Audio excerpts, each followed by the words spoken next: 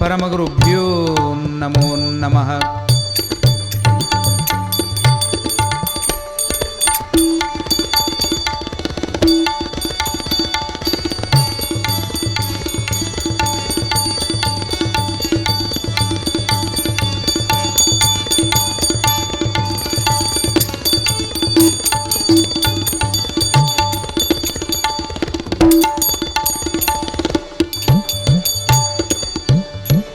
शुक्लां भरधरं विष्णुं शशिवर्णं चतुर्भुजं प्रसन्नवदनं ध्यायेत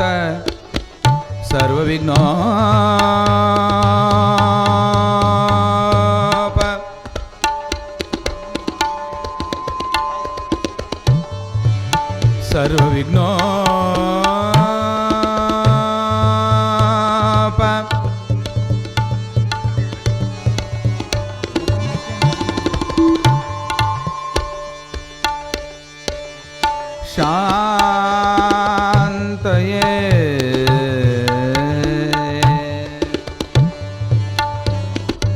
पंचाननतनुद्भूतान् पंचाक्षरमनुपमान् पंचसूत्रकृतोर्वन्दे पंचाचार्यान् जगद्गुरुं जयाश्रे श्रीरेणुकाचार्याय शिवाचार्य शिखामणे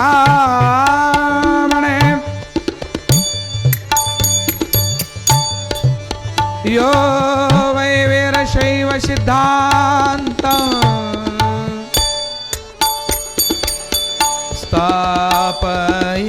स्थापयामि सबूतले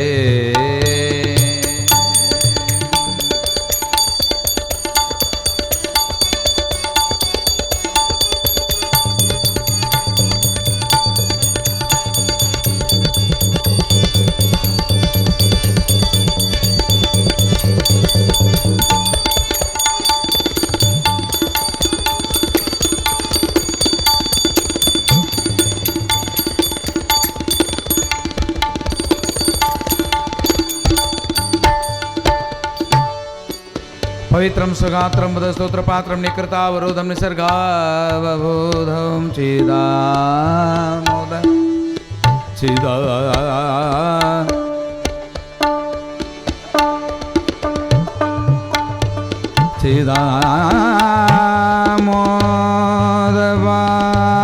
चिदामोदवाजं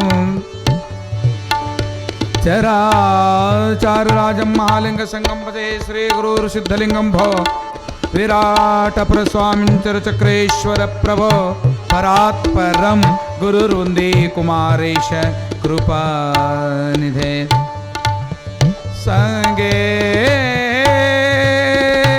संगीत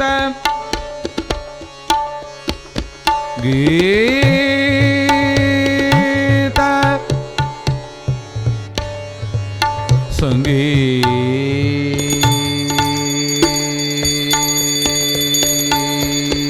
संगीत संगीत सागरं चैव साहित्यभूषणं तथा लिंगपूजा सदानन्दं वन्दे पंचाक्षरगुरुं प्रणमाम्यहम् उभयगायन विशारदम् अंधनादपुष्कं साहित्यसिन्धुं भजाम्यहं गुरुर्वरेण्य पुट्टराज पुट्टराज यतीन्द्रं प्रणमाम्यहम् प्रणमाम्यहं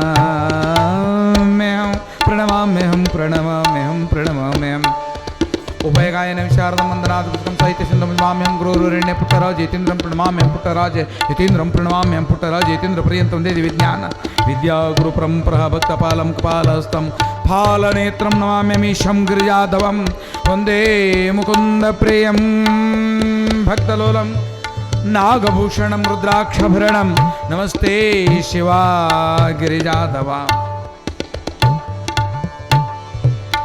श्रीमदुज्जैन वटक्षेत्र सिद्ध संस्थानाधीश श्रीमदुज्जैन वटक्षेत्र सिद्ध संस्थानाधीश नमस्ते महेश जंगम स्वरूपेश नमस्ते श्री गुरु सिद्धलिंगेश नमस्ते पुराणकर्ताराय नमस्ते भोजनवल्लभाय भो जगद्गुरु सिद्धलिंग भो जगद्गुरु सिद्धलिंग नमः सूर्याय चंद्राय मंगलाय बुधय च गुरु शुक्र शनि बृहश्च राहुवे केतुवे नमो नमः अष्टदिक्पालक देवताभ्यो नमः न सर्वमंगलमांगल्ये शिवे सर्वार्थसाधके शरणे त्र्यंबके गौरी देवी नारायणे नमोस्तुते।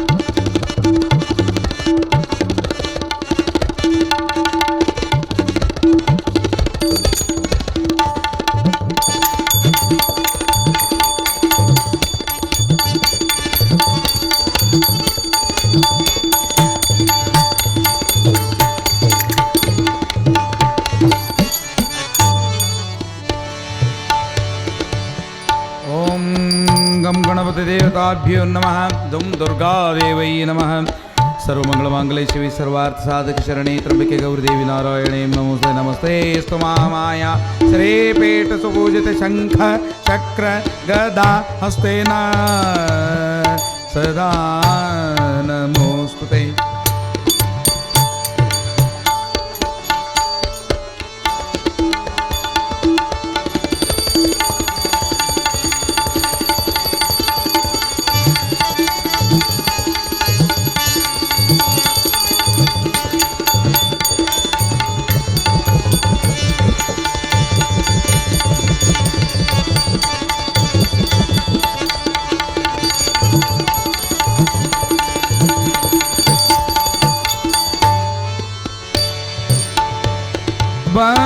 जयर बाळगे रंजनय जोगुळव ಬಂಜಯರ ಬಾಳಿಗೆ ರಂಜನೆಯ ಜೋಗುಳವ ನಿತ್ಯ ಸದಾ ಸುಖೇ ಶರೇ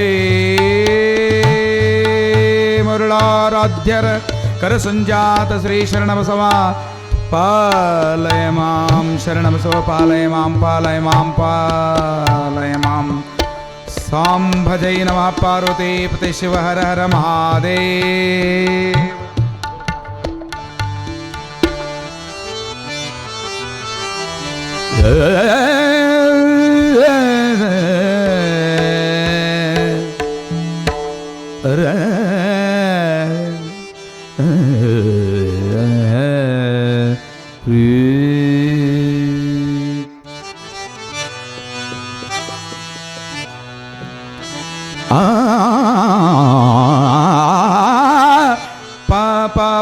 Mabada papa mabada papa pare mabada papa pare dama mabada papa mare sada mabada papa re re da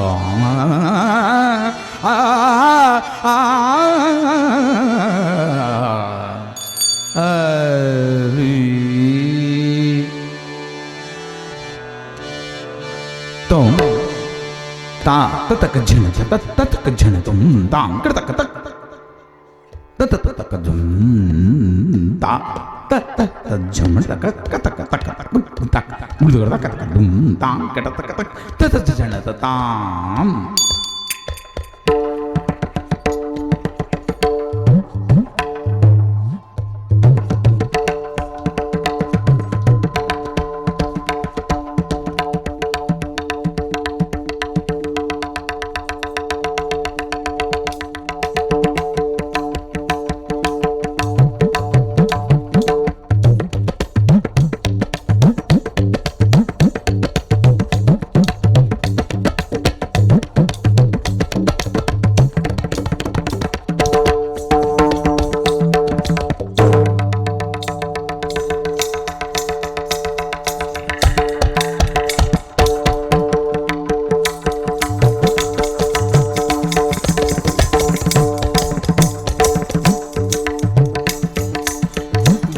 ಗಣಪತಿಯನ್ನ ಪಾಲಿಸೋ ಗಂಭೀರ ಗಣಪತಿಯನ್ನ ಪಾಲಿಸೋ ಗಂಭೀರ ಗಣಪತಿಯನ್ನ ಪಾಲಿಸೋ ಗಂಭೀರ ಗಣಪತಿಯನ್ನ ಪಾಲಿಸೋ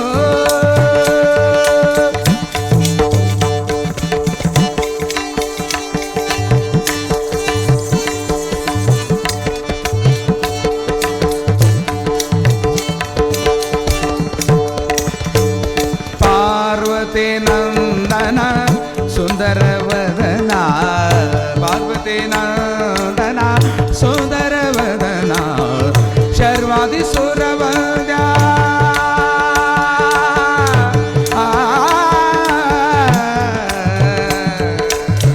ಶಿರಬಾಗುವೆನ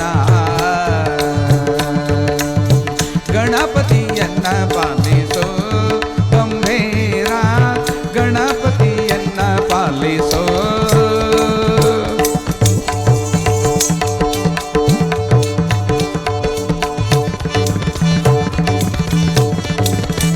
क्या बात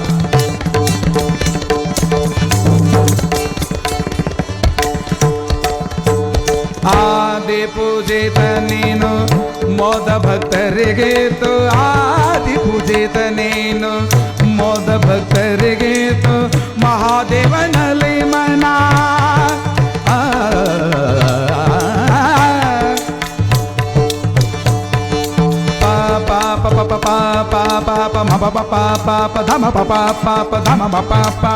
ಸದಾ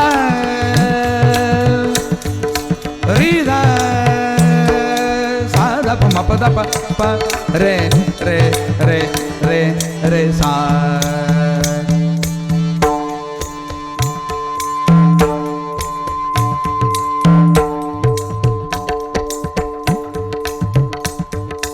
ಆದಿ ಪೂಜಿತ ನೀನು ಮೋದ ಭಕ್ತರಿಗೆ ತು ಮಾಧವನಲೆ ಮಹಾದೇವನಲೆ ಮನಸದಾ ನಿಲ್ಲಿಸೋ ಹರಿಯೇ ಗಣಪತಿಯನ್ನ ಪಾಲಿಸೋ ಗಂಭೀರ ಗಣಪತಿಯನ್ನ ಪಾಲಿಸೋ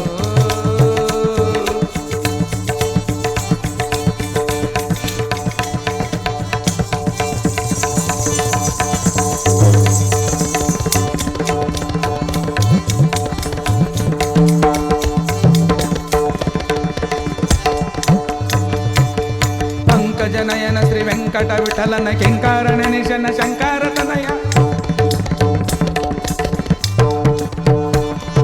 पंकजनयन श्री वेंकट विठलन किंकारण निशन शंकर तनय गणपतियन्न पालिसो गंभीर गणपतियन्न पालिसो पालिसो पालिसो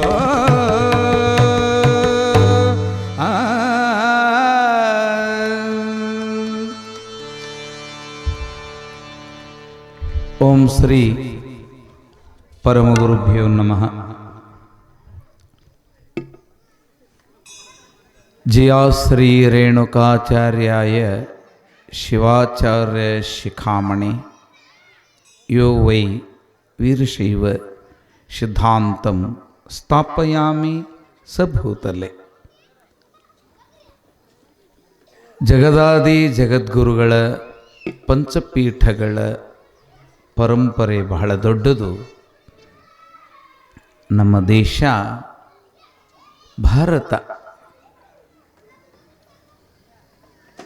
ಭಾರತವು ಪ್ರಪಂಚಕ್ಕೆ ಒಂದು ಜಗುಲೆ ಇದ್ದ ಹಾಗೆ. ಪ್ರಪಂಚವೇ ಒಂದು ಮನೆಯಾದರೆ ಆ ಮನೆಗೆ ದೇವರ ಜಗುಲೆಯೇ ಭಾರತ. ಈ ಭಾರತದ ಭವ್ಯ ಪರಂಪರೆಯಲ್ಲಿ ಅನೇಕ ಧರ್ಮದ ಪ್ರಕಾರಗಳಲ್ಲಿ ಕಾಣುವುದು ಒಂದೇ ಪರಮಾತ್ಮನನ್ನು.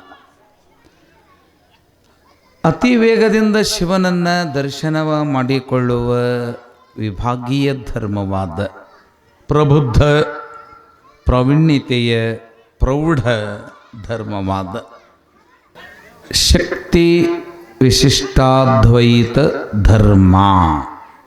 ಧರ್ಮವನ್ನು ರಾಮಾನುಜಾಚಾರ್ಯರು, ದ್ವೈತವನ್ನು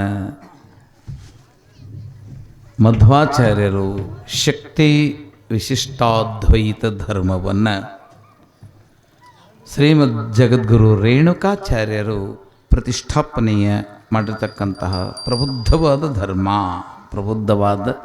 ಧರ್ಮ ಇಂತಹ ಪಂಚಪೀಠ ಪರಂಪರೆಗೆ ಕೊಂಚವೂ ಮರೆಯದೆ ಸಂಚಿತ ಪ್ರಾರಬ್ಧ ಆಗಮ ಕರ್ಮಗಳ ಕಲೆಯನ್ನು ತೊಳೆಯೆಂದು ಬೇಡಿ ಭಕ್ತಿಯಿಂದ ವಂದಿಸ್ತ ಎಡೆಯೂರಿನ ಒಡೆಯ ತೋಂಟದ ಗುರು ಸಿದ್ಧಲಿಂಗ ಮಹಾಶಿವಯೋಗಿಗಳ ಪದ ಕಮಲಕ್ಕೆ ತಲೆಯನ್ನೇ ಕುಸುಮವಾಗಿ ಅರ್ಪಿಸಿ ಗಾನ ಗಂಧರ್ವರಿಗೆ ಸಂಗೀತದ ತಿಲಕವನ್ನಿಟ್ಟ ಹಾನಗಲ್ಲ ಕುಮಾರಪ್ಪಗಳಿಗೆ ಭಕ್ತಿಯಿಂದ ಬಾಗಿ ನಾದಬ್ರಹ್ಮ ಪಂಚಾಕ್ಷರ ಶಿವಯೋಗೀಶ್ವರರ ಪದ ಕಮಲಕ್ಕೆ ಭಕ್ತಿಯ ಶತದೀರ್ಘದಂಡ ನಮನಗಳನ್ನು ಅರ್ಪಿಸಿ ನಮ್ಮ ವಿದ್ಯಾಗುರುಗಳಾದ ಡಾಕ್ಟರ್ ಪಂಡಿತ್ ಪುಟ್ಟರಾಜ ಕವಿ ಶಿವಯೋಗಿಗಳು ನಮ್ಮ ಗುರುಗಳು, ನಮ್ಮ ಈ ನಾದಬ್ರಹ್ಮದ ವೇದಬ್ರಹ್ಮದ ತ್ವಾಟಕ್ಕ ಮಾಲಕರವರು ಅವರ ಪಾದಕ್ಕೆ ಭಕ್ತಿಯಿಂದ ವಂದಿಸ್ತಾ ನಿನ್ನೆ ದಿವಸ ಆರಂಭವಾಗಿದೆ. ಆರಂಭದ ವಿಷಯ ನಿನ್ನೆ ನೀವುಗಳೆಲ್ಲ ಕೇಳಿದ್ದೇವೆ. ತಾಯಿ ತಂದೆಯರೇ, ಮನಸ್ಸು ಎಷ್ಟು ಘಾಸಿ ಅದ, ಈ ಮನಸ್ಸು ಹೆಂಗದ ಅಂತ ಅಂದರೆ ಕೋಲ ತುದಿಯ ಕೋಡಗನಂತೆ ಕುಣಿಸುವುದು. ಆ ಮನಸ್ಸು ಕುಣಿಯುವುದು. ನೇಣ ತುದಿಯ ಬೊಂಬೆಯಂತೆ ಕುಣಿಯುವುದು. ಆಡಿದೆ ನಯ್ಯ ನೀ ಆಡಿಸಿದಂತೆ, ಆನು ಇದ್ದೆನಯ್ಯ ನೀ ಇರಿಸಿದಂತೆ, ಜಗದ ಜಂತ್ರವಾಹಕ ಚನ್ನಮಲ್ಲಿಕಾರ್ಜುನ. ಹೇ ಪರಮಾತ್ಮ, ನೀ ಆಡಿಸಿದಂಗ ನಾ ಆಡಿದರೂ ನಾನೊಂದು ನಮೂನಿ ಆಡ್ತೀನಿ. ಯಾಕೆ ಆಡ್ತೀನಿ ಅಂದ್ರೆ ನನ್ನ ಹೃದಯದೊಳಗೆ ಒಂದು ಕುಣಿಸುವ ಮಂಗದ. ಆ ಮಂಗ ಏನು ಮಾಡ್ತದೆ ಅಂತಂದ್ರೆ ನನ್ನಂಗೆ ಕೇಳೋದಿಲ್ಲದು, ತನ್ನಂಗೆ ಕೇಳಾಕಚ್ಚದ. ತನ್ನಂಗೆ ಕೇಳಬಾರ್ದಂದ್ರೆ ನಾನು ಏನು ಮಾಡಬೇಕು ಹೇಳು. ಭಾಳ ಬೇಸರಾತು. ಶಿವಯೋಗಿಯೊಬ್ಬರಿಗೆ ಭಾಳ ಬೇಸರಾತು. ಬೇಸರಾಗಿ ಏನು ಮಾಡಿದರು ಅಂದರೆ ಶಿವನ ಗುಡಿಯ ಮುಂದೆ ನಿಂತು ಹೇ ಪರಮಾತ್ಮ, ನೀನು ಜೋಗಿ ನಾನು ಜೋಗಿ, ನೀನು ಮನೆ ಮುಂದೆ ಹೋಗಿ ನಾನು ಮನೆ ಮುಂದೆ ಹೋಗಿ, ನೀನು ಬೇಡಿ ನಾನು ಬೇಡಿ, ಇಬ್ಬರು ಬೇಡೋರ, ನೀನು ಭಿಕಾರಿ ನಾನು ಭಿಕಾರಿ. ಶಿವ ಅಂದ, ಈ ಶಿವಯೋಗಿಗೇನು ತಲೆಗಿಲಿ ಕೆಟ್ಟದ ಏನೋ, ನನಗೂ ಭಿಕಾರಿ ಅನ್ನಕತ್ತಾನ, ತನಗೂ ಭಿಕಾರಿ ಅನ್ಕೊಂತಾನ, ತನಗಂದ್ರೆ ಅನ್ಕೊಳ್ಳಿ ನನಗೆ ಯಾಕೆ ಅನ್ನಕತ್ತಾನ, ಇನ್ನೂ ಏನು ಹೇಳ್ತಾನಂತ ಶಿವ ಕೇಳಲಿಕ್ಕತ್ತ. ಕೇಳವಲ್ದೇನು, ಕೇಳ್ತದೆ ಹೇಳು. ಸುಮ್ಮನೆ ಕುಣೋದ್ರ, ಸುಮ್ಮನೆ ಹೋಗಿ ನಿಂತು ಬೇಡಿದ್ರೆ ಮಂದಿ ನೀಡೋಗಿಲ್ಲ.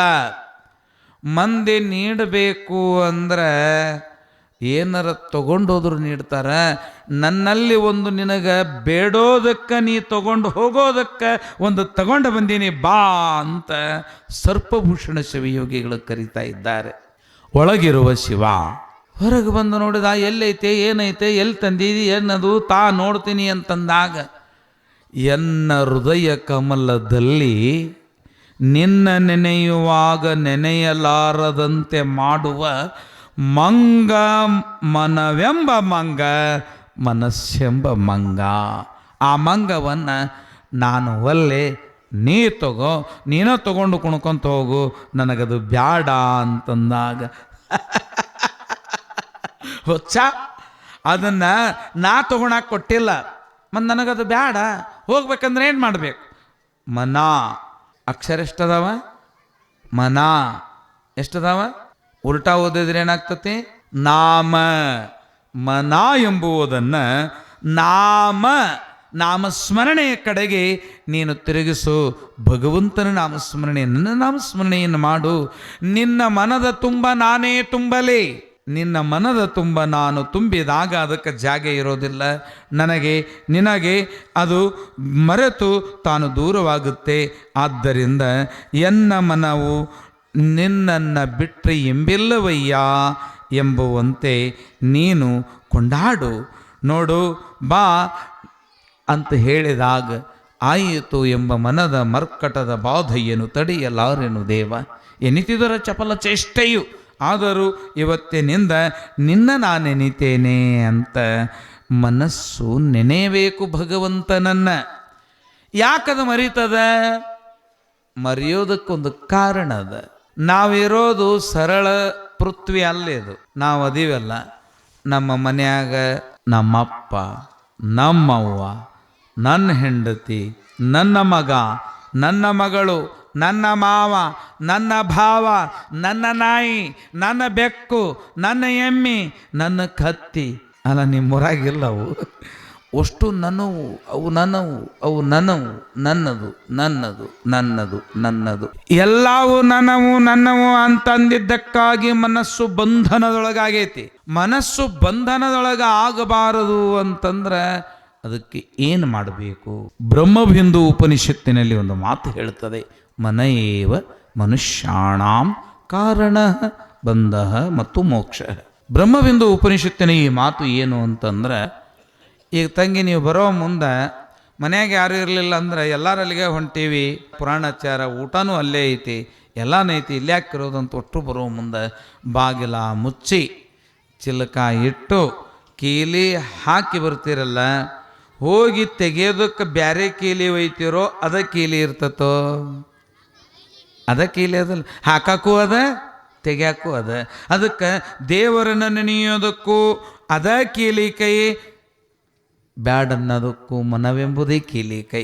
ಅದಕ್ಕೆ ಎನ್ನನ ಘಾತಿಸುವ ಮನವೆಂಬ ಈ ಮರ್ಕಟ ಮನುಷ್ಯನನ್ನು ನಾಶ ಮಾಡುತ್ತದೆ. ಈ ಮನಸ್ಸಿನ ತುಂಬ ಭಗವಂತನ ನಾಮಸ್ಮರಣೆಯನ್ನು ತುಂಬಿದಂತಹ ಮಹಾತ್ಮರು ಈ ಜಗತ್ತಿನಲ್ಲಿ ಹುಟ್ಟೋದಕ್ಕೆ ತಂದೆ ತಾಯಿಗಳು ಯಾರು?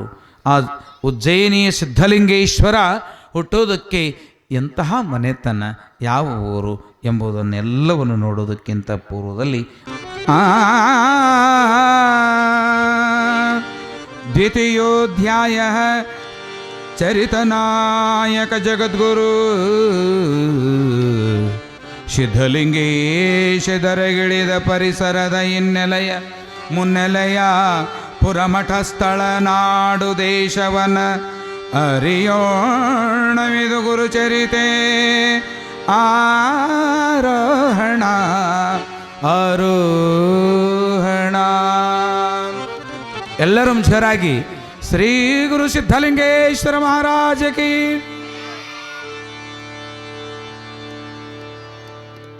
ಅಲ್ಲೇ ಜೈ.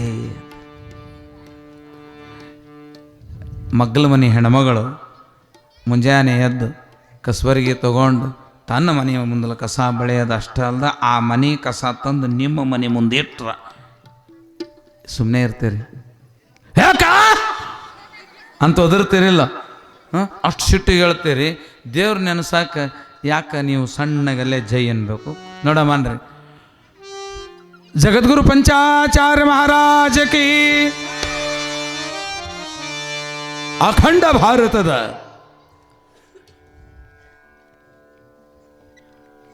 ನವಖಂಡ ಪೃಥ್ವಿಯಲ್ಲಿ ಜಂಬೂ ದ್ವೀಪವೆಂದು ಹೆಸರಾಂಕಿತವಾಗಿರುವ ಭಾರತ ದೇಶ, ಭರತ ದೇಶ, ರಸಋಷಿಗಳು, ಮನುಮುನಿಗಳು, ರಾಜರ್ಷಿಗಳು, ಬ್ರಹ್ಮರ್ಷಿಗಳು, ವೇದಾಂತಿಗಳು, ಸಿದ್ಧಾಂತಿಗಳು, ಹಾಗೆಯೇ ಜೊತೆಗೆ ಭೇದಾಂತಿಗಳು, ವಾಮಮಾರ್ಗಿಗಳು, ಇವರೆಲ್ಲರಿಗೂ ಆಶ್ರಯ ತಾಣವಾಗಿ ವಿಂಧ್ಯ ಪರ್ವತವು, ಅತ್ತ ನೋಡೆ ಶ್ರೀಶೈಲದ ಕುಕುದ್ಗಿರಿಯು, ಈ ಎಲ್ಲಕ್ಕೂ ಮೇರಾಗಿ ನಿಂತಿರುವ ಹಿಮಾಲಯ ಪರ್ವತವು, ಅದಕ್ಕಿಂತಲೂ ಗೌರಿ ಶಂಕರವು, ಇವೆಲ್ಲವುಗಳನ್ನು ತೊಳೆದು ಮುತ್ತಿನಂತೆ ಇಡುವ ಅನಂತ ನದಿಗಳು, ಗಂಗೆ, ಯಮುನೆ, ಬ್ರಹ್ಮಪುತ್ರ, ಅನೇಕಾನೇಕ ನದಿಗಳು, ನೈಮಿಷಾರಣ್ಯಾದಿಗಳಂತಹ ಅನೇಕ ಪುಣ್ಯ ತಾಣಗಳು, 56 ದೇಶಗಳು, ಅದರಲ್ಲಿ ಕನ್ನಡ ನಾಡು, ಕರುನಾಡು, ಸಿರಿನಾಡು, ಕರ್ನಾಟಕ. ಕನ್ನಡ ಎಂದಡೆಯನ್ನ ಮನ ಕುಣಿಯುವುದು. ಕನ್ನಡ ಕನ್ನಡ ಎನೆ ಮನ ಕುಣಿಯುವುದು. ಇಂತಹ ಕರ್ನಾಟಕದಲ್ಲಿ ಸಾಧು ಸಂತರು, ಯೋಗಿವರೆಣ್ಯರು, ತತ್ವವೇತ್ಯ ಕವಿಗಳು, ಶಿವಕವಿಗಳು, ಸಾಮಾನ್ಯರೇ ಕವಿಗಳು, ಹರಿಹರ ತುಂಗಭದ್ರಾ ನದಿಯ ತೀರದ ಆನೆಗುಂದಿಯ ಈ ಸ್ಥಳದ ಕಾರಕೋನಿಕ ಸ್ಥಾನದಲ್ಲಿದ್ದರೂ ಶಿವಕವಿಯ ದಿವ್ಯ ಸ್ಥಾನವನ್ನು ಪಡೆದಿರತಕ್ಕಂತಹ ಅವನು ನಿತ್ಯ ಎದ್ದಾಕ್ಷಣ ಸಂಧ್ಯಾ ವಂದನೆಯ ಮುಗಿಸಿ ವೇದ ಪಾರಾಯಣ ಮಾಡಿ ಹರಿವ ನದಿ ತುಂಗಭದ್ರಾ ನದಿ ದಂಡೆಯ ಈ ಭಾಗದಿಂದ ದೇವಸ್ಥಾನ ಪಂಪಾಪತಿಯಲ್ಲಿ ಹೋಗಿ ದರ್ಶನ ಶಿವನ ದರ್ಶನ ತೆಗೆಯುವವರೆಗೂ, ಆ ದರ್ಶನ ತೆಗೆದುಕೊಳ್ಳುವವರೆಗೂ ಒಂದು ಹನಿ ನೀರನ್ನು ಕುಡಿಯದೆ, ಒಂದಗಳು ಅನ್ನವನ್ನು ತಿನ್ನದೆ ನಿತ್ಯವೂ ಆ ವ್ರತವನ್ನು ಕೈಕೊಂಡು ಬರುವಂತಹ ಶಿವಭಕ್ತ. ಅಂತಹ ಶಿವಭಕ್ತ ಹರಿಹರ ಶಿವಕವಿಗಳು ಒಂದು ದಿನ ಬಹಳಷ್ಟು ಮಳೆಯಾಗಿದೆ. ಮಳೆ ತುಂಬಿ ಬಂದಾಗ ನದಿ ಒಡ್ಲು ಸೂಸಿ ಹರಿಯುವಾಗ ಜನರೆಲ್ಲ ಹೇಳುವರು, ಹರಿಹರ ನೀ ಇಲ್ಲೇ ನೆನೆದರೆ ಆ ಪಂಪಾಪತಿಯು ಆಶೀರ್ವದಿಸುವುದಿಲ್ಲವೇ? ಇಲ್ಲೇ ನೆನೆ ನನ್ನಯ್ಯ, ತುಂಬಿದ ಈ ಹೊಳೆಯನ್ನು ಹಾರಿದರೆ ರಭಸವಾಗಿ ಹರಿಯುವ ಈ ಹೊಳೆ ನಿನ್ನನ್ನು ಉಳಿಸೋದಿಲ್ವೋ? ಬೇಡವೋ? ಬೇಡ, ಕೇಳು, ನೀ ಹಾರಬೇಡ ಹೊಳೆಯಲ್ಲಿ, ಆ ಕಡೆ ಈಸ್ತೇನೆ ಅನ್ನೋದು ಕನಸಿನ ಮಾತಾದೀತು ಅಂತಂದಾಗ ನನ್ನಯ್ಯ, ನನ್ನ ತಂದೆ ವಿರೂಪಾಕ್ಷ, ಹಂಪೆಯ ವಿರೂಪಾಕ್ಷನ ದರ್ಶನ ನಾ ಪಡೆಯೋ ತನಕ ನಾ ಆ ಕಡೆ ಹೋಗೋದಿಲ್ಲ ಅಂತ ತಿಳಿದು ಆ ಹೊಳೆಯ ದಂಡೆಯಲ್ಲಿ ನಿಂತ ಜನರು ಎಷ್ಟು ಹೇಳಿದರು, ಶಿವಭಕ್ತಿಯೇ ಮೇಲಾಗಲಿ ಅಂತ ಹಾರಿ ಹೊಳೆಯಲ್ಲಿ ಈಸಿ ಈ ಕಡೆ ಬಂದ ಸಮಯಕ್ಕೆ ಬಹಳ ತಡವಾಗಿತ್ತು. ಗುಡಿಯ ಪೂಜಾರಿಗಳು ಗುಡಿ ಮುಚ್ಚಿ ಬೀಗ ಹಾಕಿ ಹೋಗುವಾಗ ತಡೆಯಿರಿ, ನನ್ನಯ್ಯ ಪಂಪಾಪತಿಯ ದರ್ಶನವನ್ನು ಪಡೆಯುತ್ತೇನೆ, ಪ್ರತಿದಿನವೂ ಶಿವ ದರ್ಶನವಾಗದೆ ಒಂದು ಹನಿ ನೀರನ್ನು ಕುಡಿಯದ ನಾನು, ಹೇ ಪರಮಾತ್ಮ, ನನಗೆ ಇಂದು ಈ ವಿಧಿಯಾಯಿತೆ.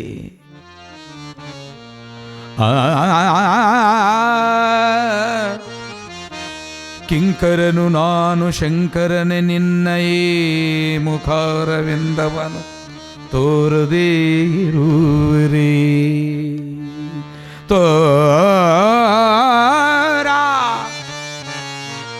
ನನಗೆ ನಿನ್ನ ಮುಖ ಕಮಲ ತೋರ. ಆಗ ಅಲ್ಲಿರುವ ಪುರೋಹಿತರಂದ್ರಂತೆ, ಥೂಪಾಪಿ, ತಡವಾಗಿ ಬಂದು ಬಾಗಿಲು ತೆರೆ, ಅದು ಬಾ ಇದು ಬಾ ಅಂತ. ಅಷ್ಟಲ್ಲದೇ ಎಲ್ಲ ಸೇವೆಗಳು ಮುಗಿದ ಮೇಲೆ ಗರ್ಭಗುಡಿಯ ಮುಂದೆ ನಿಂತು ಕಣ್ಣೀರು ಸುರಿಸುವ ನಿನ್ನ ಭಕ್ತಿ ಎಂತಹದಾ, ಹೋಗು ಅಂತ ಬ್ರಾಹ್ಮಣರು ನುಗ್ಗಿಸುವಾಗ ಹರಿಹರ ಅಂದನಂತೆ, ಆಗಿನ ಕಾಲಕ್ಕೆ ನಗಾರಿ ಬಾರಿಸಾಕ ಬಡಿಗೆ ತಗೊಂಡು ಬಾರಿಸ್ತಿರಲಿಲ್ಲ, ವಿಜಯನಗರ ಸಾಮ್ರಾಜ್ಯವದು. ಆನೆಯ ದಂತದಿಂದ ಬಾರಿಸ್ತಾ ಇದ್ರು. ಆನೆಯ ದಂತ ಹರಿತವಾದ ಆನೆಯ ಚೂಪಾದ ದಂತವನ್ನು ತೆಗೆದುಕೊಂಡು ಶಿವನ ದರ್ಶನವನ್ನು ನನಗೆ ಮಾಡಿಸದೆ ಹೋದರೆ ಈ ಹರಿತವಾದ ದಂತವನ್ನು ಹೊಟ್ಟೆಯಲ್ಲಿ ಚುಚ್ಚಿಕೊಂಡು ಸಾಯುತ್ತೇನೆ ಅನ್ನುವಾಗ ಅಲ್ಲಿ ಒಬ್ಬ ವೃದ್ಧ ಬ್ರಾಹ್ಮಣ ಇದ್ನಂತ, ಇಲ್ಲ ಬಾಗ್ಲ ತೆಗೆದು ಬಿಡ್ರಿ, ಶಿವನ ನೋಡಿ ಅವ ಹೋಗ್ಬಿಡ್ತಾನ, ಈಶ್ವರನನ್ನು ಕಂಡ್ರೆ ಆಯ್ತಲ್ಲ ಅಂತಂದಾಗ, ಥೂ ನೀ ಹೇಳ್ತೇವೆ ಅಂತ ತೆಗಿತೇವೆ ಅಂತ ಬಾಗಿಲ ತೆರೆದರೆ ಹರಿಹರ ಸಾಷ್ಟಾಂಗ ನಮಸ್ಕಾರವನ್ನು ಹಾಕಿ ದರ್ಶನವಾಯಿತು ಅಂತ ಹಿಂಗೆ ಕೈ ಮುಗಿಯುವಾಗ ಶಿವನ ಲಿಂಗದ ಮೇಲೆ, ವಿರೂಪಾಕ್ಷೇಶ್ವರ ಲಿಂಗದ ಮೇಲೆ ರುದ್ರಾಕ್ಷಿಯ ಕಿರೀಟವನ್ನು ಇಟ್ಟಿದ್ರು. ರುದ್ರಾಕ್ಷಿ ಕಿರೀಟವನ್ನು ಇವ ನಮಸ್ಕಾರ ಮಾಡಿದ ತಕ್ಷಣವೇ ಅದು ಬಿತ್ತು. ದಪ್ಪನ ಕೆಳಗೆ ಬಿದ್ದಾಗ, ಅಪಶಕುನಿ, ನೀನು ನಮಸ್ಕಾರ ಮಾಡಿದ್ದಕ್ಕಾಗಿ, ನಿನ್ನ ಮುಖ ಶಿವ ನುಡಿದ್ದಕ್ಕಾಗಿ ಪೂಜೆ ಮಾಡಿದ ಕಿರೀಟವು ಕೆಳಗೆ ಬಿದ್ದಿತು, ಪಾಪಿ ಅಂತೆಲ್ಲರೂ ಅನ್ನುವಾಗ ನನ್ನಿಂದಲೇ ಹೀಗಾಯಿತು ಅಂತಂದರೆ ನಾನು ಉಳಿಯಬಾರದು ಅಂತ ಆಗಿಂದಾಗಲೇ ಅದೇ ದಂತವನ್ನು ತೆಗೆದುಕೊಳ್ಳುವಾಗ ವೃದ್ಧ ಬ್ರಾಹ್ಮಣ ಬಿಗಿ ಹಿಡಿದು ಹೇಳಿದ ಕೈಯನ್ನು, ಕೇಳು, ನಿನ್ನಿಂದಲೇ ಅದು ಬಿದ್ದಿದೆ ಎಂದರೆ ನಿನ್ನಿಂದಲೇ ಆ ಕಿರೀಟವು ಏರಬೇಕು. ನಿನ್ನ ವಾಣಿಯಲ್ಲಿ ಶಕ್ತಿ ಇದೆ. ಹಾಡುಕೊಂಡಾಡು ಪರಮಾತ್ಮನನ್ನ, ಭಜಿಸುವ ಆ ನೀಲಕಂಠನನ್ನು. ಆ ಕಿರೀಟವು ತಾನೇ ಹೋಗಿ ಕುಳಿತುಕೊಳ್ಳಲಿ ಅಂತಂದಾಗ, ನೀಲಕಂಠ ಪೊರೆಯೇ ಶಂಭೋ, ನೀಲಕಂಠ ಪೊರೆಯೇ, ನೀಲಕಂಠ ಪೊರೆಯೇ ಶಂಕರ, ನೀಲಕಂಠ ಪೊರೆಯೇ.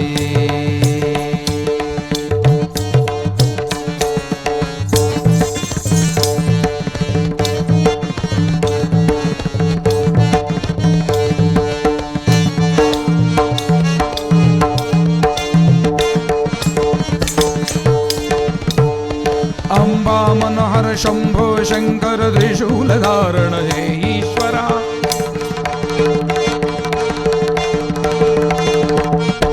ಶಂಕರ ಶಶಿಧರ ಗಜ ಚರ್ಮಾಂಬರ ಗಂಗಾಧರ ಹರನೇ,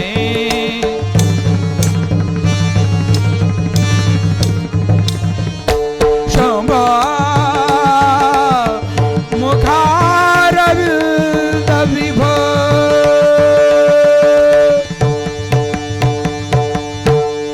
ನೆಲದ ಮೇಲಿರುವ ಕಿರೀಟವು ಒಂದೊಂದು ನಾಮ ಹೇಳಿದ ಕ್ಷಣವೇ ಅದು ಒಂದೊಂದು ಇಂಚು ಎದ್ದು ಎದ್ದು ಎದ್ದು ಬಂದು ಶಿವನ ತಲೆಯ ಮೇಲೆ ಕುಳಿತುಕೊಂಡಿತು. ತಲೆಯ ಮೇಲೆ ಕುಳಿತುಕೊಂಡಿತು. ಶಿವಭಕ್ತಿಯ ಸಂಕೇತವಾಗಿ ಮೆರೆದಿರುವ ಅನಂತ ಶರಣರು, ಶಿವಯೋಗಿಗಳು, ಕವಿಗಳು ಹುಟ್ಟಿದ ನಾಡು ಕನ್ನಡ. ಇಂಥ ಶಿವಭಕ್ತರಿಪ್ಪ ಕನ್ನಡ ವಿಜಯನಗರ ಸಾಮ್ರಾಜ್ಯದ ಬಳ್ಳಾರಿ ಜಿಲ್ಲೆಗೆ ಅಂಟುಕೊಂಡಿರುವ, ಆ ಕಡೆ ನೋಡೆ ತುಮಕೂರು, ಈ ಕಡೆ ನೋಡೆ ಚಿತ್ರದುರ್ಗ, ಇಲ್ಲಿಂದ ದಾವಣಗೆರೆ, ಎಲ್ಲವೂ ಸಂಧಿಯಾಗುವ ಸ್ಥಳದಲ್ಲಿ ಇರುವ ಊರೇ ಬಂಗಾರ ನಾಯಕನಹಳ್ಳಿ. ಬಂಗಾರ ನಾಯಕನಹಳ್ಳಿ. ಬಳ್ಳಾರಿ ಆಗಬೇಕಾದರೆ ಒಬ್ಬ ಕಣ್ಣು ಕಾಣದ ಜೈನ ನಿತ್ಯ ಶಿವಪೂಜೆ ಮಾಡ್ತಿದ್ದ. ನಿತ್ಯ ಶಿವಪೂಜೆ ಮಾಡ್ತಿದ್ದ. ಅವನಿಗೆ ಕಣ್ಣು ಕಾಣಂಗಿಲ್ಲ, ಲಿಂಗ ಕೊಟ್ಟರು ಅಷ್ಟ, ಏನು ಕೊಟ್ಟರು ಲಿಂಗ ಅಂತ ತಿಳ್ಕೊತಾನಂತ. ಜ್ವಾಳ ಅಳೆಯೋದಕ್ಕೇನಂತೀರಿ, ಸೊಲಗಿ ಶೇರು, ಅದನ್ನು ಡಬ್ ಹಾಕಿ ಹೂವು ಪತ್ರೆ ಅವನು ಕಣ್ಣು ಕಾಣಲಾರ್ದವನು ಮುಂದಿಟ್ರೆ ಅವನ್ನೇ ಅವನ್ನಿಟ್ಟು ಕೈಯಾಡಿಸಿ ನೋಡಿದ. ಏ ಶಿವನೇ, ನನಗೆ ಸೇರು ಡಬ್ ಹಾಕಿ ಈ ಬಳ್ಳವನ್ನು ಡಬ್ ಹಾಕ್ಯಾರಲ್ಲ, ಇದರಲ್ಲಿಯೇ ನೀ ಬಾ ಅಂತ ಕರೆದಾಗ ಬಳ್ಳವೇ ಶಿವನೆಂದು ಅರಿದಕ್ಕಾಗಿ ಪಕ್ಕದಲ್ಲಿರುವ ಬಳ್ಳಾರಿ, ತುಂಬೆಯ ಹೂವಿನಿಂದ ಶಿವನನ್ನು ಪೂಜಿಸಿದ ಊರಾದ ತುಮಕೂರು, ಪಕ್ಕದಲ್ಲಿ ಇರತಕ್ಕಂತಹ ಯಾವ ಚಿತ್ರದ ಕಲ್ಲು ಚಿತ್ರದುರ್ಗ, ಈ ಎಲ್ಲವೂ ಸಂಧಿಯಾಗುವ ಸ್ಥಳವೇ ದಾವಣಗೆರೆಯ ಜಿಲ್ಲೆಯ ಕೊನೆಯ ಹಳ್ಳಿ. ಈಗಿರತಕ್ಕಂಥದ್ದು ಬಂಗಾರ ನಾಯಕನಹಳ್ಳಿ. ಆ ಹಳ್ಳಿ ಶಿವಭಕ್ತಿಯಿಂದ ತುಂಬಿ ತುಳುಕ್ತಾ ಇದೆ. ಜಂಗಮ ದಂಪತಿಗಳು, ಗಂಡ ಚನ್ನಬಸಯ್ಯನವರು, ಹೆಂಡತಿ ಗುರುಸಿದ್ದಮ್ಮ, ಇಬ್ಬರು ಅನ್ಯೋನ್ಯವಾದ ಜೀವನ. ಜಂಗಮರಿಗೆ ಬ್ರಾಹ್ಮಣರಿಗೆ ಬಡತನ ಅಲ್ಲಿಂದಲೇ ಬರ್ಕೊಂಡು ಬಂದಿರತಕ್ಕಂಥದ್ದು, ಅದೇನು ಹೊಸದಲ್ಲ, ಅದು ಅಭ್ಯಾಸವೇ. ನಿತ್ಯ ಬಡತನವಿದ್ದರೂ ಆಟವನ್ನು ಆಡುತ್ತಾ, ಶಿವಭಕ್ತಿಯಿಂದ ಜಪ ತಪ ಮಾಡುತ್ತಾ, ಮುಂಜಾನೆ ಎದ್ದು ಲಿಂಗ ಪೂಜೆಯನ್ನು ಮುಗಿಸಿಕೊಂಡು ಜಂಗಮನಾದ ತಾನು ಜಂಗನ್ನ ಮುಂಗಾಲಿಗೆ ಕಟ್ಟಿಕೊಂಡು ಕೈಯಲ್ಲಿ ಬೆತ್ತವನ್ನು ಹಿಡಿದು ಜೋಳಿಗೆಯನ್ನು ನಸುನಕ್ಕುತ್ತಾ ಗುರುಸಿದ್ದಮ್ಮ ಚನ್ನಬಸಯ್ಯನವ್ರ ಕಾಲಿಗೆ ನಮಸ್ಕಾರ ಮಾಡಿ ಆ ಜೋಳಿಗೆಯನ್ನು ಕೈಗೆ ಕೊಟ್ಟು, ಶಿವ ಇವತ್ತ ಅನ್ನ ಹೆಚ್ಚಾಗಲಿ ಅಂತ ಜೋಳಿಗೆಯೊಳಗೆ ತನ್ನ ಕೈಯಾರೇನೆ ಬೊಗಸೆ ಜೋಳವನ್ನು ಹಾಕಿ ಬಹಳ ಪ್ರೀತಿಯಿಂದ, ನನ್ನೊಡೆಯ ಹೋಗಿ ಬಾ, ಭಿಕ್ಷೆಗೆ ಹೋಗಿ ಬಾ ಅಂತ ಹೆಂಡತಿ ಗುರುಸಿದ್ದಮ್ಮ ಜೋಳಿಗೆಯನ್ನು ಗಂಡನಿಗೆ ಕೊಟ್ಟು ಕಳಿಸಿದರೆ, ಆ ಹರಿದ ಜೋಳಿಗೆಯನ್ನು ತಗೊಂಡು ಕೋರಾನ್ನ ಭಿಕ್ಷಾಂದೇಹಿ, ಕೋರುವೆ ಅನ್ನ ಭಿಕ್ಷಾಂದೇಹಿ, ಕೋರಾನ್ನ ಭಿಕ್ಷಾಂದೇಹಿ ಅಂತ ಭಿಕ್ಷೆಯನ್ನು ತಂದು ಮನೆಯಲ್ಲಿ ಆ ಜೋಳವೋ ಅಕ್ಕಿಯೋ ಬಂದಿದ್ದನ್ನು ತಂದು ಹೆಂಡತಿ ಕೊಟ್ಟಾಗ ಹಸನ ಮಾಡಿ ಬೀಸಿ ಅಡಿಗೆ ಮಾಡಬೇಕು ಅನ್ನೋದ್ರೊಳಗೆ ಯಾರಾದರೂ ಹಸಿವು ಅಂತ ಬರೋರು ಮಾಡಿದ್ದೆಲ್ಲ ಅವರಿಗೆ ಉಣಿಸಿ ತಾವು ನೀರೇ ಪ್ರಸಾದ ಅಂತ ಇದ್ದ ಜಂಗಮರ ಕುಟುಂಬವದು. ಇಷ್ಟೇ ಇದ್ದರೂ ಅಲ್ಲಿ ಪ್ರೀತಿಗೆ ಕಡಿಮೆ ಇಲ್ಲ, ಎಲ್ಲದೂ ಅದ, ಪ್ರೀತಿಗೆ ಮಾತ್ರ ಒಟ್ಟ ಕಡಿಮೆ ಇಲ್ಲದಂತಹ ಮನೆ. ಆ ಮನೆಯಲ್ಲಿ ಯಾರು ಗಂಡ ಹೆಂಡತಿಯರು ಪ್ರೀತಿಯಿಂದ ಇರ್ತಾರ ಆ ಮನೆಯೇ ಕೈಲಾಸ, ಆ ಮನೆಯೇ ವೈಕುಂಠ. ಯಾವ ಮನೆಯಾಗ ಅಚ್ಚಾಗ ಅದ್ರ ಮುಖ ಇಚ್ಚಾಗ ಇದ್ರ ಮುಖ ಇತ್ತು ಅಂತಂದ್ರೆ ಅದು ಕೈಲಾಸ ಅಲ್ಲ. ಅದು ಅಲ್ಲಿ ನೆಮ್ಮದಿ ಇಲ್ಲ, ಅಲ್ಲಿ ಆನಂದ ಇಲ್ಲ, ಅಲ್ಲಿ ಪುಣ್ಯ ಅಂತರೂ ಮೊದಲ ಭೇಟಿ ಆಗೋಂಗಿಲ್ಲ. ನಮ್ಮೂರ ಕಡೆ ಒಂದು ಮನೆ ಐತೆ, ಮುಂಜಾನೆ ದೌಡು ಎಷ್ಟೊತ್ತಿಗೆ ಹೇಳ್ತಾರಂದ್ರೆ ಅವರು 10 ಗಂಟೆಗೆ ಕೇಳ್ತಾರೆ. ಮುಂಜಾನೆ ದೌಡೋದು ಎಷ್ಟು ಗಂಟೆಗೆ? 10 ಗಂಟೆಗೆ ದೌಡು ಲಘುನ ಹೇಳ್ತಾರೆ. ಅವಾಗ ಹೆಂಡತಿ ಬಂದು ರಂಗೋಲಿ ಹಾಕಂಗಿಲ್ಲ, ಗಂಡ ಬಂದು ರಂಗೋಲಿ ಹಾಕ್ತಿರ್ತಾನೆ. ನಿಮ್ಮೂರಾಗ ಹಂಗೈತಿ? ಇಲ್ಲಲ್ಲ, ಇಲ್ಲಪ್ಪ ನಮ್ಮೂರಾಗಲ್ಲ ಮುತ್ತಿ ಅದ. ಗಂಡ ಹೆಂಡತಿಯರ ಸಂಗಮ ಹೇಗಿರಬೇಕು ಅಂದರೆ ದಾಂಪತ್ಯ ಧರ್ಮ ಎಂಬ ಗ್ರಂಥದಲ್ಲಿ ಒಂದು ಮಾತು ಹೇಳ್ತಾರೆ. ಹೆಂಡತಿಯಾದವಳು ಗಂಡ ಮಲಗಿದ ಮೇಲೆ ಮಲಗಬೇಕು. ಇದು ಒಂದು ಮಾತು. ತಂಗಿ ಎಲ್ಲಾರಿಲ್ಲ ಕುಂತಿರಲ್ಲ ಅಷ್ಟರು ಇದನ್ನ ಮಾತು ಮನೆಗೆ ಹೋಗಿ ಬರ್ದಿಡ್ರಿ. ಗಂಡಗ ನಿದ್ದೆ ಹತ್ತಿಂದ ನಿಮಗೆ ನಿದ್ದೆ ಹತ್ತಬೇಕು. ಗಂಡ ಇದು ಅರ್ಧ ಆಗೈತೆ ಮಾತು, ಇನ್ನೂ ಅರ್ಧ ಐತೆ. ಆಮೇಲೆ ಗಂಡ ಮಲಗಿದ ಮೇಲೆ ಮಲಗಬೇಕು, ಇನ್ನು ಅರ್ಧ. ಹುಡುಗರ ಬರ್ದಿಡ್ರಿ ನೀವು, ಗಂಡ ಮನೆಗೆ ಅವನು ಬರ್ತದ. ಗಂಡ ಮಲಗಿದ ಮೇಲೆ ಮಲಗಬೇಕು, ಗಂಡ ಏಳುವುದಕ್ಕಿಂತ ಮೊದಲೇ ಏಳಬೇಕು. ಇದು ಪೂರ ಮಾತು. ಗಂಡ ಹೇಳೋದಕ್ಕಿಂತ ಮೊದಲೇ ಹೇಳಬೇಕು, ಇದು ಪೂರ ಮಾತು.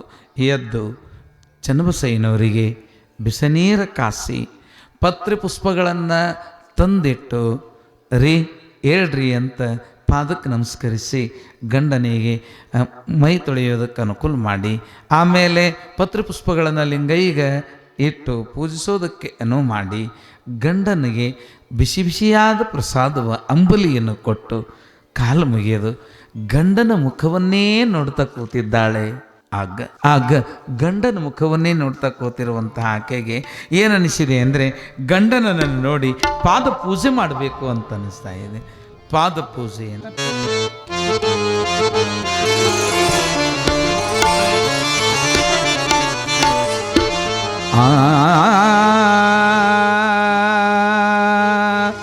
ಎನ್ನ ದೈವ.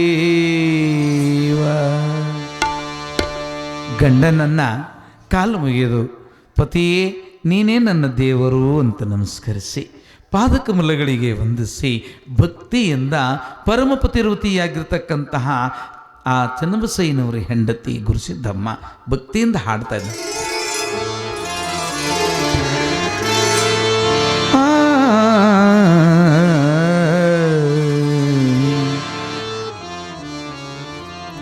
ನನ್ನ ದೈವ ನೀನೆಯಾಗಿರಿ,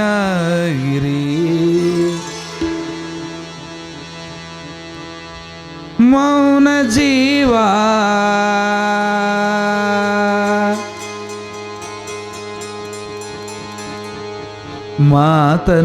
ಮಾತನಾಡಿರಿ,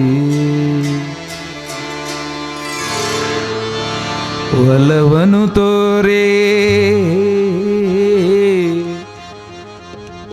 ಬೆಳಕನು ಬೀರಿ,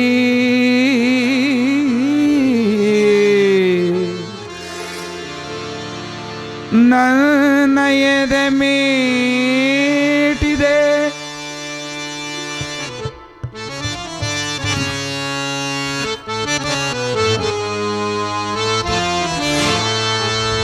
ನನ್ನ ದೈವ ಕಣ್ಣ ಮುಂದಿದೆ, ಮೌನ ಜೀವ ಮಾತನಾಡಿರಿ.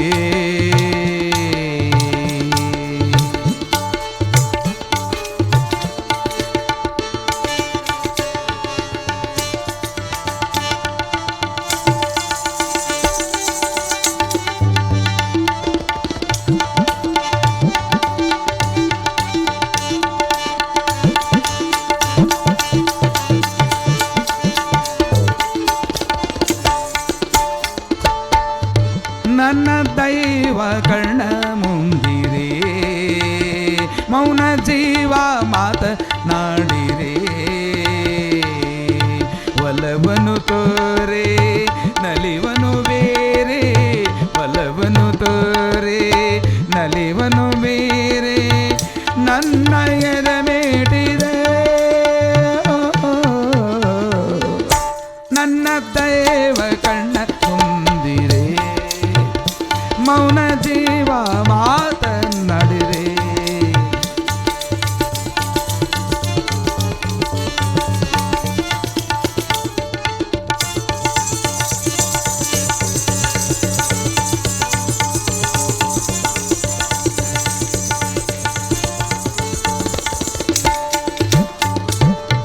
ಶಿಲೆಯನ್ನು ಕಲೆ ಮೂಡಿ ಜೀವನ ಕಳೆ ನೀಡಿ ನನ್ನ ಉಸಿರಾದೆ ನೀನು,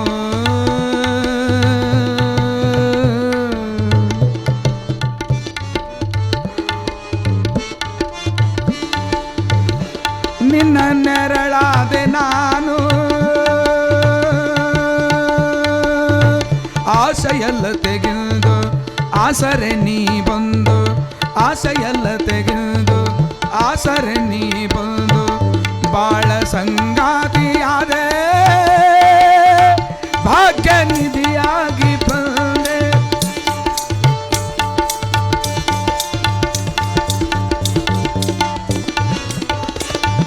ಮನವು ಹಾಡಲು ತನುವು ಹಾಡಲು ನಿನ್ನ ಸೇರಲು ಬಯಕೆ ಚಿಗುರಿ ನಿಂದೆ, ನನ್ನ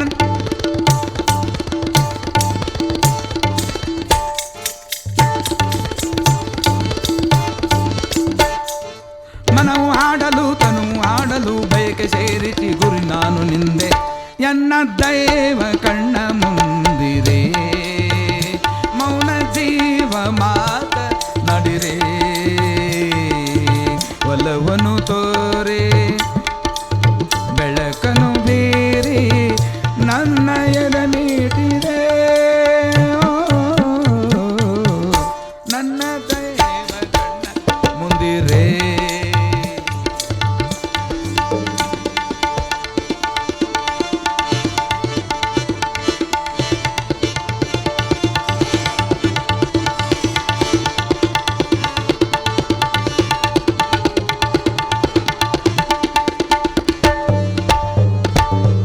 ಕಂಗಳ ಜೊತೆ ದೀಪ ಬೆಳಗುವೆ ನಿನ್ನಗೆಂದು, ಬಾಳ ಗುಡಿಯಲ್ಲಿ ನಿಂದು,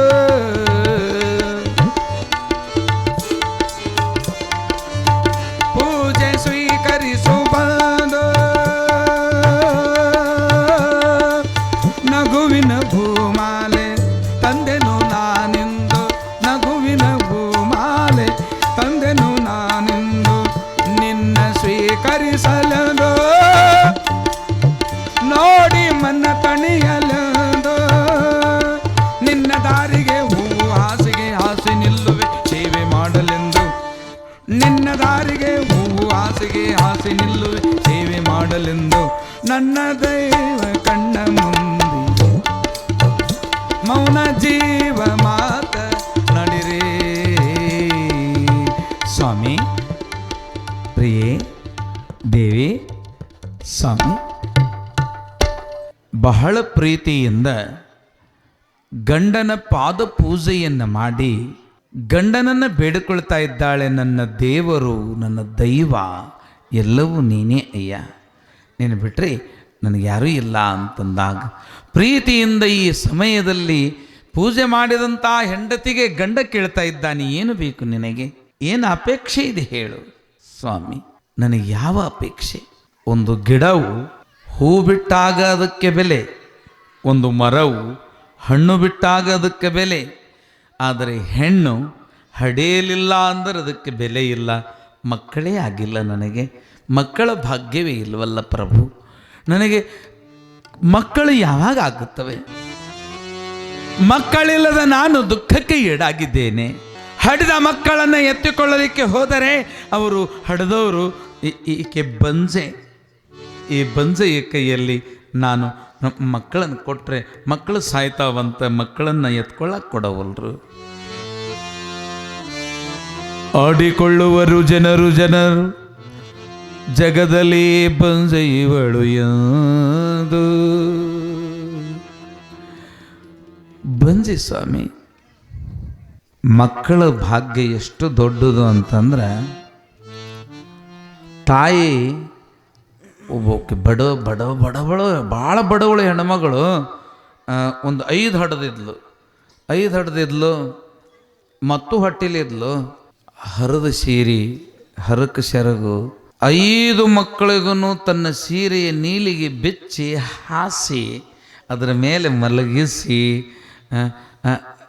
ಇನ್ನೂ ಇಷ್ಟು ಜಾಗ ಉಳಿದಿರ್ತಿತ್ತು, ಇನ್ನು ಹೊಟ್ಟೆಗಿದ್ದ ಮಗುವಿಗೆ ಈ ಜಾಗ ಇರ್ತೈತಿ ಅಂತಿದ್ಲು. ಆದರೆ ಒಮ್ಮೆ ಆಕಿಗೆ ಅನಿಸ್ತಿತ್ತು, ಏ ಕಿಡಿಗೇಡಿ ಶಿವ, ಹಾಸಾಕ ಹಾಸಿಗೆ ಇಲ್ಲ, ಉಣ್ಣಾಕ ಅನ್ನ ಇಲ್ಲ, ನನ್ಮಂತ ಬಡವರಿಗೆ ಇಷ್ಟು ಮಕ್ಕಳು ಯಾಕೆ ಕೊಡ್ತಿದಿ, ಬ್ಯಾಡಪ್ಪ ಅಂತ ಅನ್ನುವಾಗ ಮತ್ತೆ ಒಂದು ಹಡದಿದ್ದು ಅದ್ರ ಮೇಲೆ ಮಲಗಿಸಿಲ್ಲಲ್ಲ, ಅದು ಸೆರಗಿನ ಮೇಲೆ ಇನ್ನೂ ಒಂದು ಮಾರು ಸೆರಗು ಹಂಗೆ ಉಳಿದಿತ್ತು. ಶಿವ, ಇನ್ನೂ 2 ಕೊಡು ಮಕ್ಕಳನ್ನು, ಇನ್ನೂ 2 ಮನಗಸಾಕ ಜಾಗ ಐತಿ ಅಂದಂತ. ಮಕ್ಕಳ ಭಾಗ್ಯ ಅಷ್ಟು ದೊಡ್ಡದು. ತಾಯಿ ತಂದೆಯರೇ, ಮಕ್ಕಳು ಅನ್ನುವಂಥದ್ದು ಗಟ್ಟಿ ಮಣ್ಣ ಶಿಶುವ ಮಾಡಿ ಹೊಟ್ಟೆಯಲ್ಲಿ ಇಟ್ಟುಕೊಳ್ಳುವರೆ. ಅವನ ಅನುಗ್ರಹ ಇರಲಿಲ್ಲ ಅಂದ್ರೆ ಆಗೋದಿಲ್ಲ.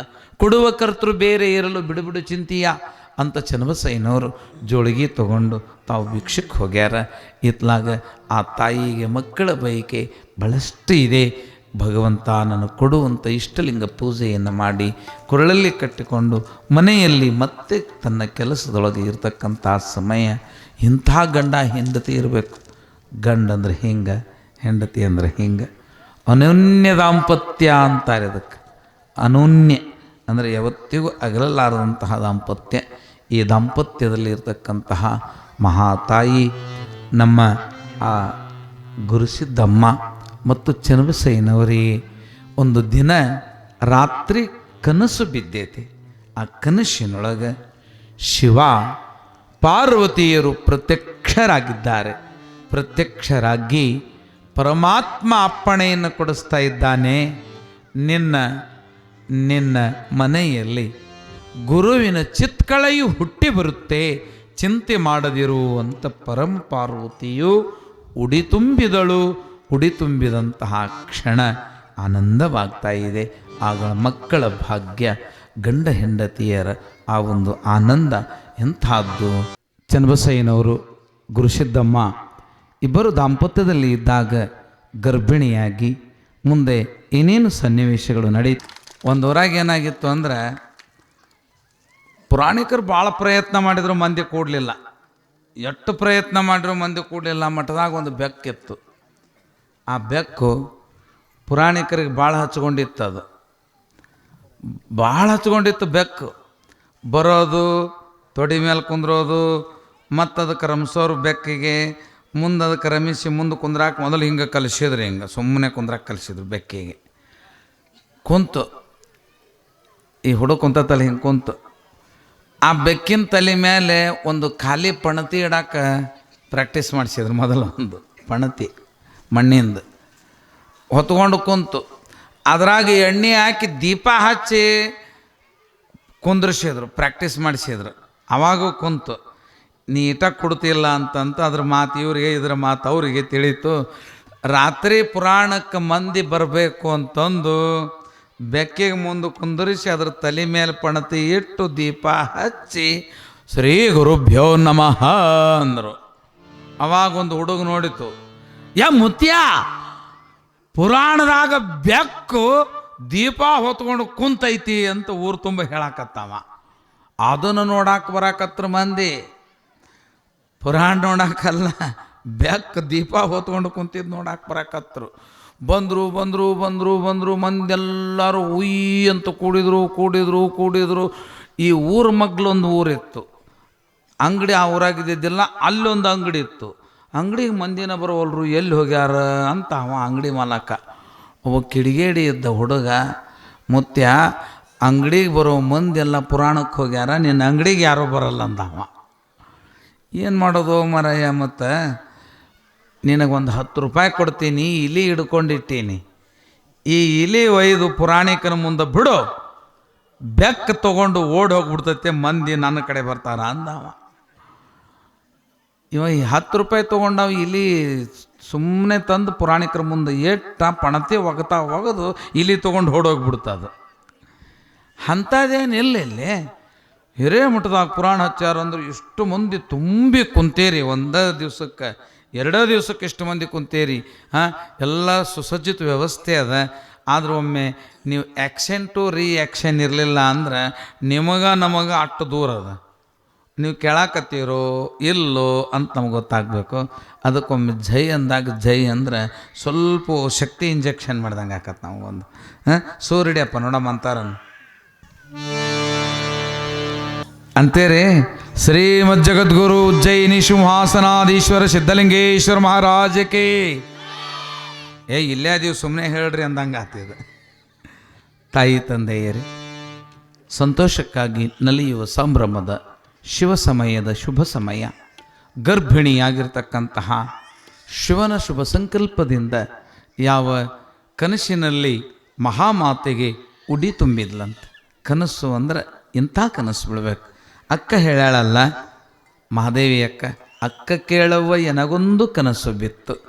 ಕನಸಿನೊಳಗೆ ಯಾರು ಬಂದಿದ್ರು ಅಂದ್ರೆ ಸುಳಿಪಲ್ಲ ಗೊರವ ಮರದ ತುಂಬ ಮುತ್ತು ತಂದಿದ್ದ ಅಂತ ಹೆಂಗೆ ವರ್ಣನೆ ಮಾಡ್ತಾಳೆ. ನಾವು ಹೆಂಗೆ ನೆನೆಸಿ ಕನಸು ಬಿಡುತ್ತಾವ, ಹೆಂಗೆ ನೆನೆಸ್ತೀವಿ ಹಂಗೆ ಕನಸು ಬಿಡ್ತಾವ. ನಾವು ಮಲಗ ಮುಂದೆ ಏನು ನೆನಿತೀವಿ ಹಂಗೆ ಕನಸು ಬಿಡ್ತಾವ. ಅದಕ್ಕೆ ಶಿವಯೋಗಿಗಳು ಶಿವಾಚಾರ್ಯರು ಏನು ಮಾಡ್ತಾರಂದ್ರೆ ಯಾವತ್ತಿಗೂ ಮನಸ್ಸಿಗೆ ಸಂಸ್ಕಾರ ಇರಲಿ ಅಂತ ಜಪ ಜಪ ಜಪ ಜಪಿಸೋದು, ತಪ್ಪಿಸೋದು, ನೆನೆಸೋದು.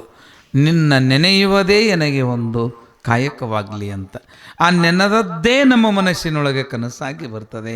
ಅದಕ್ಕೆ ಕನಸಿನಲ್ಲಿ ಆ ತಾಯಿಗೆ ಪರಶಿವ ಪಾರ್ವತಿಯರು ಬಂದು ಉಡಿ ತುಂಬಿದರಂತೆ.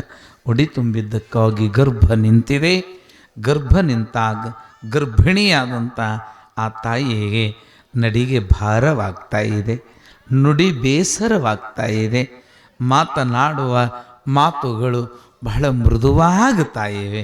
ಕಣ್ಣು ಕಪ್ಪವಾಗಿವೆ, ನಡವು ದಪ್ಪವಾಗಿದೆ, ನಡಿಗೆ ಭಾರವಾಗಿದೆ, ಕುಚತುಂಬುಗಳು ಕಪ್ಪಾಗಿವೆ.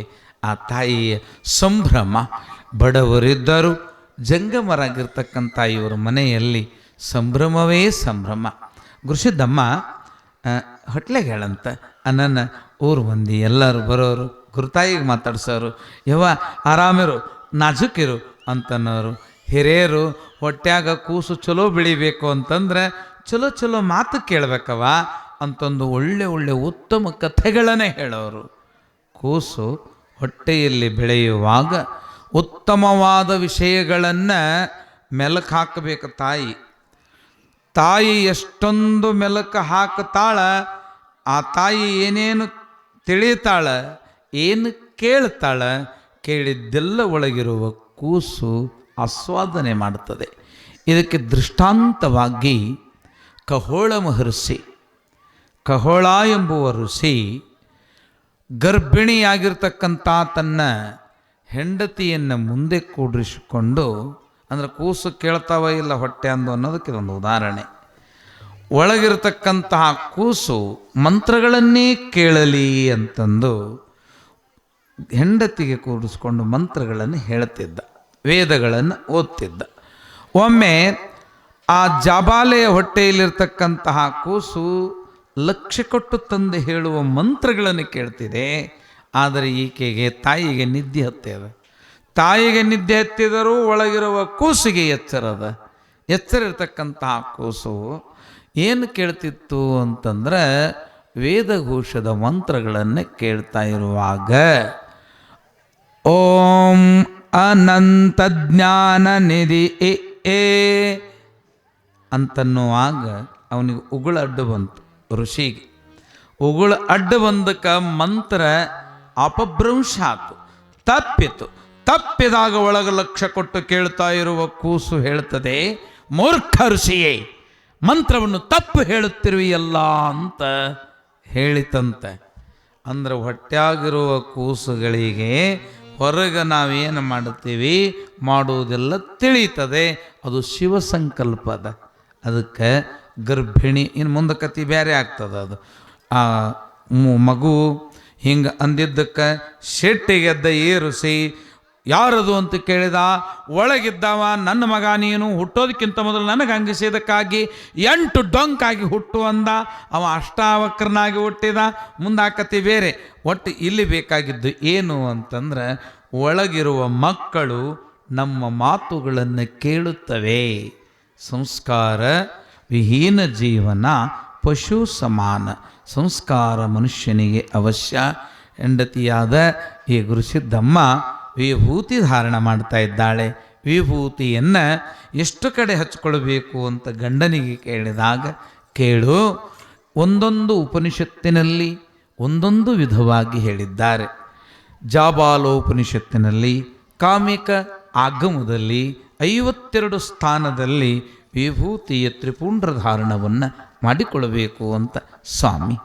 ಸನ್ಯಾಸಿಗಳು ಅಪಾದ ಮಸ್ತಕದಲ್ಲಿ ವಿಭೂತಿ ಹಚ್ಚಿದರೆ ತಪ್ಪಿಲ್ಲ. ಸಂಸಾರದ ಒದ್ದಾಟದಲ್ಲಿ ಇರುವ ನಾವುಗಳು ಪಾದದಲ್ಲಿ ವಿಭೂತಿಯ ಧರಿಸಿದರೆ ಶಿವನ ಮೈ ಬೆಳಗು ಅಂತ ಅಕ್ಕ ಮಹಾದೇವಿ ಹೇಳಿದ ಆ ವಿಭೂತಿ ಕಾಲಲ್ಲಿ ಧರಿಸಿದರೆ ತಪ್ಪಾಗುವುದಿಲ್ಲವೇ? ಹೌದು. ಕೇಳು, ನಾವು ಸಂಸಾರಿಕರು 32 ಸ್ಥಳದಲ್ಲಿ ಮಾತ್ರ ಧರಿಸಬೇಕು ಅಂತ ಮತ್ತೆ ಹೇಳುವಾಗ ಅನೇಕ ವಿಷಯಗಳನ್ನು, ಆ ವಿಭೂತಿಯನ್ನು, ಮಂತ್ರವನ್ನು, ಯಾವ ಮಂತ್ರವನ್ನು ಹೇಗನ್ಬೇಕು ಅನ್ನೋದನ್ನು ಒಳಗಿರುವ ಕೂಸಿಗೆ ತಿಳಿಯುವ ಹಾಗೆ, ಹೊರಗೆ ಕೇಳುವ ಹೆಂಡತಿಯು ಪಾಲಿಸುವ ಹಾಗೆ ಯಾವ ನಮ್ಮ ಚನ್ನಬಸಯ್ಯನವರು ಬಹಳ ವಿಸ್ತಾರವಾಗಿ ಹೇಳ್ತಾ ಇದ್ದಾರೆ. ಮನನ್ ತ್ರಾಯಿ ಇತಿಹಿ ಮಂತ್ರ. ಮನವ ಮಗ್ನವ ಮಾಡಿ ಮಹಾದೇವನನ್ನು ನಿಲ್ಲಿಸುವ ಸಾಧನ ಅದು ಮಂತ್ರವಾಗಿದೆ. 7 ಕೋಟಿ ಮಹಾಮಂತ್ರಗಳಿಗೆ ತಾಯಿ ಮಂತ್ರವು ಯಾವುದು ಅಂತಂದರೆ ನುಡಿ ಓಂ ನಮಃ ಶಿವಾಯ. ನಮಃ ಶಿವಾಯವೆಂಬ ಪಂಚಾಕ್ಷರಿಗೆ ತಲೆಯೇ ಓಂಕಾರವಾಗಿದೆ. ಓಂಕಾರದಲ್ಲಿಯೇ ಬ್ರಹ್ಮಾಂಡ ಒಡಗಿದೆ. ಆ ಬ್ರಹ್ಮಾಂಡವೇ ಶಿವನಾಗಿದ್ದಾನೆ. ಆ ಶಿವನು ನಿನ್ನ ಕಳೆಯಾಗಿ, ನಿನ್ನ ಚಿತ್ಕಳೆಯಾಗಿ, ನಿನ್ನ ಗರ್ಭದಲ್ಲಿ ಪಿಂಡವಾಗಿ, ಪಿಂಡವೇ ಬ್ರಹ್ಮಾಂಡದಲ್ಲಿ ಯಾವ ಜಗದಯ್ಯನಾದ ಶಿವನ ಚಿತ್ಕಳೆಯಾಗಿ ಮೂಡುತ್ತದೆ. ಕೇಳು ಅಂತಂದಾಗ ಆನಂದಮಯವಾಗಿ ಅನೇಕ ವಿಷಯಗಳನ್ನು ಕೇಳುತ್ತಾ ಆಗಮಿಸಿದ ಜಂಗಮರ ಪಾದ ಸೇವೆಯನ್ನು ಮಾಡುತ್ತಾ ಅವರಿಗೆ ಪ್ರಸಾದವನ್ನು ಬಡಿಸ್ತಾ ದಿನ ಕಳೆಯುತ್ತೆ. 1, 2 ಹೀಗೆ ತಿಂಗಳುಗಳು ಕಳೀತಾ ಇವೆ. ತಾಯಂದಿರೇ, ನಾಳೆ ನಮ್ಮ ಕಥಾನಾಯಕ ಪುರಾಣದ ಒಡೆಯ ಸಿದ್ಧಲಿಂಗೇಶ್ವರನ, ಉಜ್ಜಯಿನಿಯ ಜಗದ್ಗುರು ಸಿದ್ಧಲಿಂಗೇಶ್ವರನ ತೊಟ್ಟಿಲ ಕಾರಣ ಮಹೋತ್ಸವ. ತೊಟ್ಟಿಲ ಕಾರಣ, ಅದಕ್ಕೆ ತೊಟ್ಟಲ ತೂಗುವ ಕೈ ಜಗತ್ತನ್ನೇ ತೂಗಿದ ಕೈ ನಿಮಗೆಲ್ಲ. ನಾಳೆ ತೊಟ್ಟಿಲ ಕಾರಣಕ್ಕೆ ಎಲ್ಲರೂ ಸಂಭ್ರಮದಿಂದ ಬರಬೇಕು. ಮುತ್ತೈದೆಯರು 5 ಮಂದಿ ಮುತ್ತೈದೆಯರು ತೊಟ್ಟಲ ಕೆಳಗಡೆ ಕೂತ್ಕೊಂಡು ತೊಟ್ಟಿಲದೊಳಗಿರುವ ಕೂಸಿಗೆ ಹೆಸರನ್ನೇ ಇಟ್ಟು ಎಲ್ಲರೂ ಪ್ರೀತಿಯಿಂದ ನಾಮಕರಣವನ್ನು ಮಾಡುವಂತಹ ದಿನ ನಾಳೆ ಅದ.